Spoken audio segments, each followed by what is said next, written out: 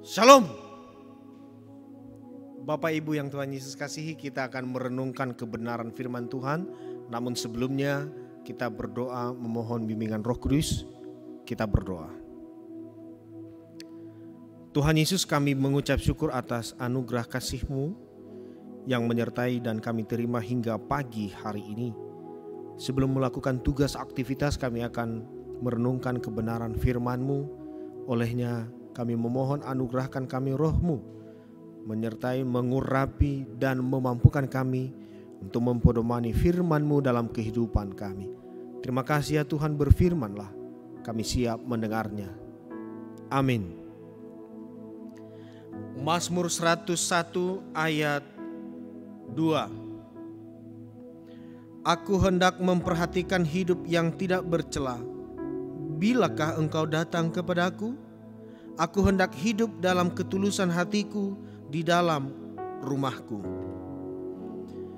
Bapak Ibu yang dikasihi oleh Tuhan, semua orang pasti akan bahagia apabila mampu melakukan apa yang menjadi keputusan atau komitmen dalam kehidupannya. Sebelum lebih jauh, firman Tuhan yang kita dengar ini dari Mazmur 101 ayat 2, kita merenungkannya dengan tema hidup tiada celah di hadapan Tuhan.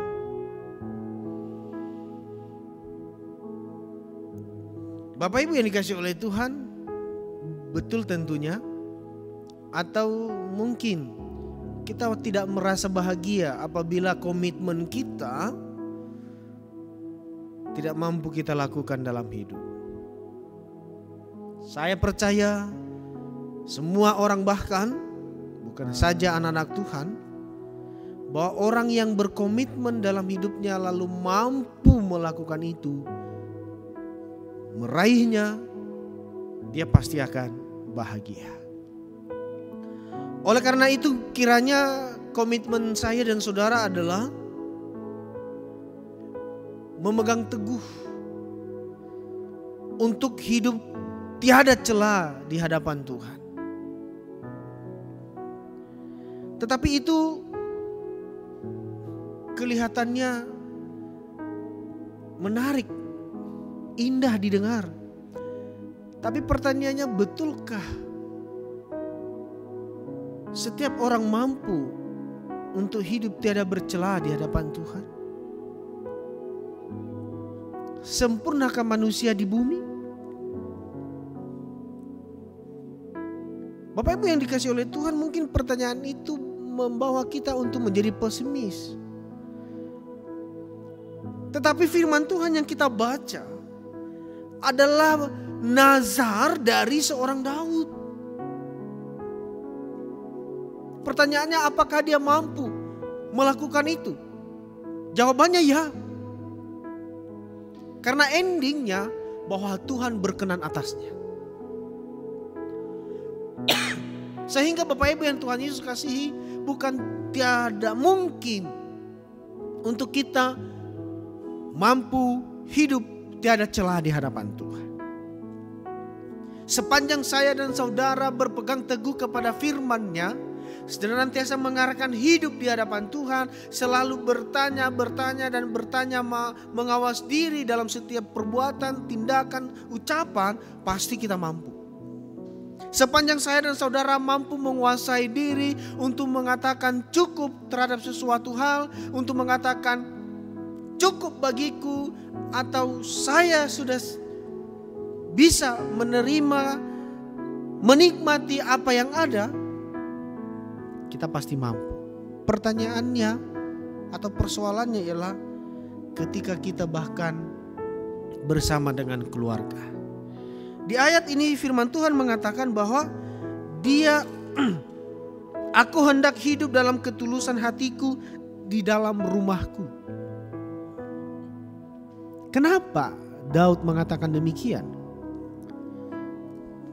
Karena tidak bisa kita pungkiri, ya atau tidak, sumber persoalan atau terkadang yang membuat hati kita jengkel dongkol itu, bahkan sampai kita berdosa di hadapan Tuhan, bukanlah dari orang di luar rumah kita, tetapi banyaknya adalah dari rumah kita sendiri.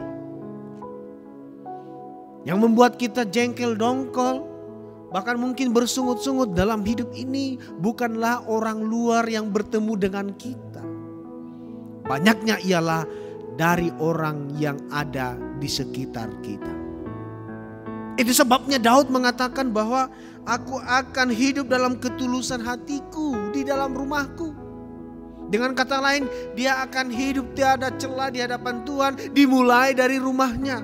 Apabila dia mampu hidup dengan tulus di dalam rumahnya, dia percaya di luar pun dia akan mampu menjaga ketulusan hatinya. Oleh karena itu Bapak Ibu, firman Tuhan ini supaya kita hidup tiada celah di hadapan Tuhan, supaya kita tidak berdosa di hadapan Tuhan, mari kita mendukung satu dengan yang lainnya setiap anggota keluarga kita. Baik itu sebagai suami, istri, anak-anak atau orang tua, orang-orang yang ada di rumah kita, mari kita mendukung untuk hidup tiada celah di hadapan Tuhan. Setiap apa yang kita ucapkan, mari kita berpikir, apakah ucapan ini akan melukai hatinya atau tidak, akan membuatnya jengkel atau tidak. Jangan sampai ucapan kita, sikap perbuatan kita membuat anggota keluarga kita berdosa di hadapan Tuhan. Akhir-akhir ini Tuhan mencari orang-orang yang tulus hatinya. Akhir-akhir ini Tuhan menghendaki umat tebusannya hidup tiada celah di hadiratnya. Maka biarlah yang dikehendaki Tuhan itu adalah saya dan saudara. Saya yakin kita pasti mampu untuk hidup tiada bercela di hadapan Tuhan. Dan ketika kita hidup tiada bercela di hadapan Tuhan, di sanalah Tuhan akan menganugerahkan damai sejahteranya, sukacita dan kebahagiaan dalam hidup kita. Semangat untuk menjadi pribadi yang tiada bercela di hadapan Tuhan. Tuhan menolong kita. Amin. Kita berdoa. Bapa di sorga, terima kasih untuk firman-Mu. Kami sungguh menyadari bahwa Engkau menghendaki kami anak-anak-Mu menjadi pribadi yang tiada bercela di hadapan hadirat-Mu. Kami sungguh mengakui ada banyak hal yang memungkinkan kami untuk berdosa di hadapan Tuhan. Oleh karenanya kami memohon Tuhan, tolong berkati kami, mampukan kami untuk menguasai hati dan pikiran kami, menguasai diri kami, agar senantiasa hidup kami sungguh hidup dalam ketulusan, hidup dalam kebaikan, hidup dalam anugerah dan kasih-Mu. Biarlah kami mendukung satu dengan yang lainnya, anggota keluarga kami, untuk hidup berkenan di hadapan Tuhan, tiada celah. Terima kasih Tuhan, seraya memohon, berkatilah segala tugas aktivitas pekerjaan kami yang kami lakukan di hari ini. Buatlah berhasil segala usaha dan pekerjaan tangan kami. Biarlah di baliknya kami dapat merasakan kuasa dan campur tangan Tuhan, menerima dan menyaksikan berkat Tuhan yang luar biasa.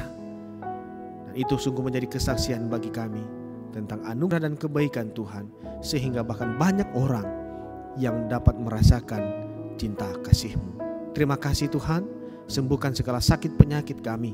Bahkan ketika ada bibit penyakit dalam tubuh kami, angkatlah semuanya itu. Demikian berdoa Tuhan, berkati anak-anak kami dalam pertumbuhan dan pendidikan, dan masa depan yang indah Tuhan anugerahkan bagi mereka. Terima kasih Tuhan Yesus, ini doa kami. Dalam nama Tuhan Yesus kami berdoa dan mengucap syukur. Amin.